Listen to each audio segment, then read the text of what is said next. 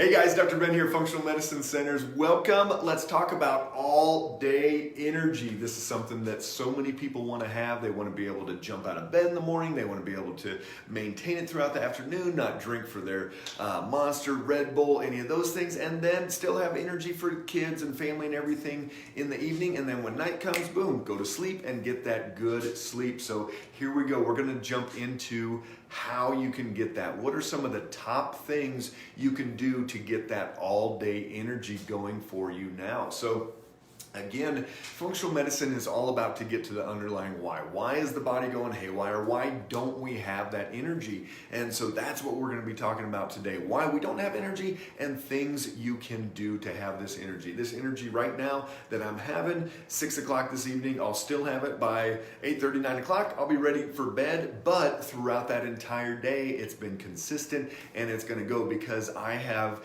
learned about my body what is needed to be able to do these things over and over and over. So here we go.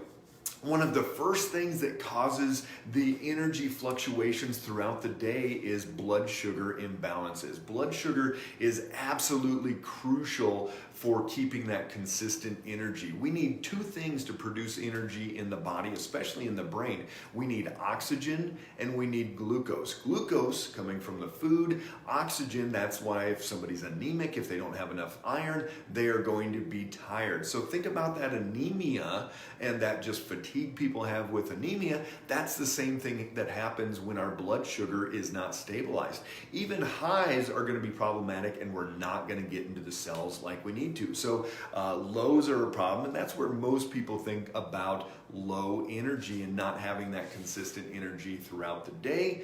And that's going to be those crashes, those afternoon dips. We see people all the time that are dealing with this where, by 1, 2, 3 o'clock, they're actually taking naps. They're having to go out to their car and take a nap. They're working from home, fortunately, so they can do these things from home. So we see it all the time that people are just not having that consistent energy. And a big part of it is because of those blood sugar swings. We want your blood sugar all day long, 85 to 110, but we see people from 50s and 60s all the way up to 150s and 60s and swinging throughout the day. That causes major distress to the body, and that's going to throw our energy off. So how do we keep our blood sugar stable? Well, it depends on the person, but ultimately you've got to eat foods that are not spiking that blood sugar and eat foods that are sustaining that blood sugar, and so it is not crashing down.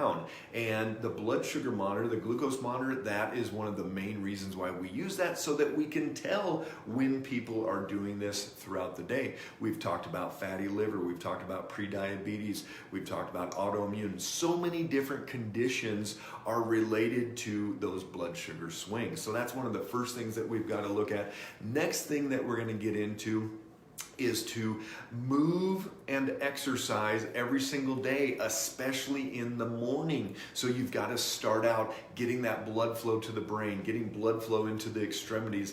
The body needs to know that, hey, today's the day. Let's get up and go. Let's do this. Let's get cranking. And that is a huge part of getting the energy that we want throughout the day. You want to do enough exercise to stimulate the body, but not enough to crash it down. So if you're doing this hardcore spin class and you feel like taking a nap afterwards, that is not what you need to be doing. You need to be doing enough to get that blood flow going, but not to ultimately crash in there.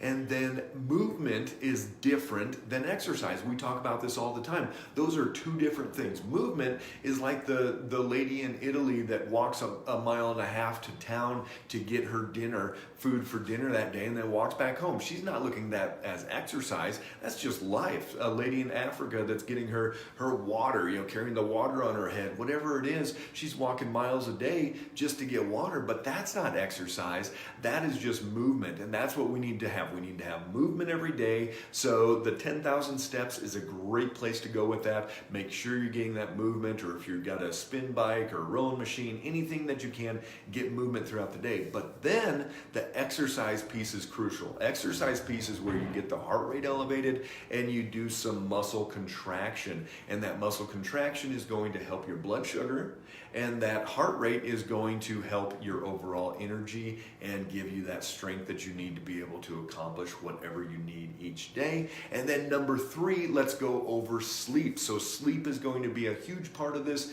Sleep is going to enable you to have that good, consistent energy throughout the day. But if you're not sleeping, you're not going to be feeling energetic. You're not going to jump out of bed in the morning, and you're going to have all the issues that comes with that. The research is showing higher rates of Alzheimer's, higher rates of diabetes, obesity, all types of different things if somebody is not sleeping well through the night. So this is another crucial piece for getting our good, consistent all-day energy, is to have that optimal sleep. But guess what? If somebody's exercising, if somebody's moving every day, they're going to be much easier time getting a good quality sleep. Think 100 years ago, how many farmers and ranchers that were out there busting their butt 12, 14-hour days? How many of them were not sleeping through the night? How many of them had insomnia? Probably zero. You know, they would die eventually if they kept having insomnia all the time. So we've got to get that. Sorry, it looks like we're having some bad internet connection today, but I'll just keep going here. We'll do this one again later, guys. So you've got to do those things. Blood sugar, you've got to get your exercise and your movement, and you've got to do your sleep, get your sleep as good as it possibly can. So if you've got any questions on that, pop those down below. You guys have a great day. Stay